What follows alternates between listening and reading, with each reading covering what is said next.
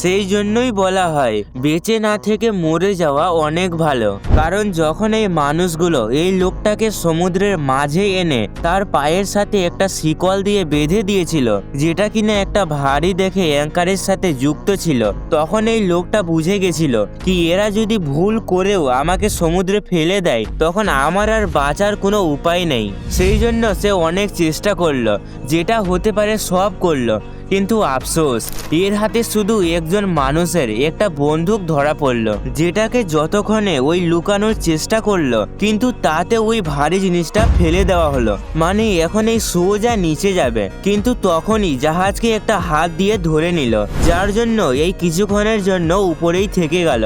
এটাতে এই বান্দার হয়ে গেল মাথা গরম আর ওই সোজা জোরে লাত মেরে দিল, কিন্তু তার আগেই এই বন্দুকের সঠিক ব্যবহার করে নিল। সেই জন্য ওই নিজের বন্ধুকে বলছে, তুই আমাকে বাঁচানোর চেষ্টা করিস না, তুই জাহাজটাকে স্টার্ট কর, ওই নিজে নিজে থেকেই নিচে চলে যাবে।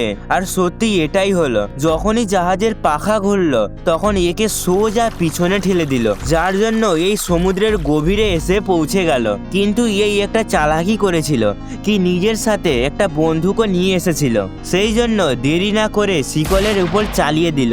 আর অবাক করা কথা, ওটা একটা বুলেটেই ভেঙে গেল। লাইক সাবস্ক্রাইব করে দিবেন বন্ধু।